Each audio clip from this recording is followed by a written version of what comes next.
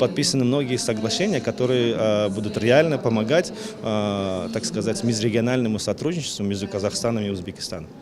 А вот закрывая год Узбекистана в Казахстане, что бы я хотел сказать, были проведены очень много разных мероприятий, и оно уже дало, эти мероприятия уже дали огромный импульс. Почему? Потому что количество путешественников из Казахстана в Узбекистан увеличилось в 1,4 раза.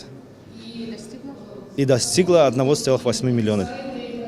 То есть, еще что отрадно можно заметить, что почти 50% всех путешественников, которые приезжают в Узбекистан, они являются, так сказать, сотрудниками, не сотрудниками, а гражданами Казахстана. То есть вот последние 2 года политика руководства, нашего руководства и Нурсултана Абишевича, она привела к такому взрывному, можно сказать, росту межрегиональной кооперации.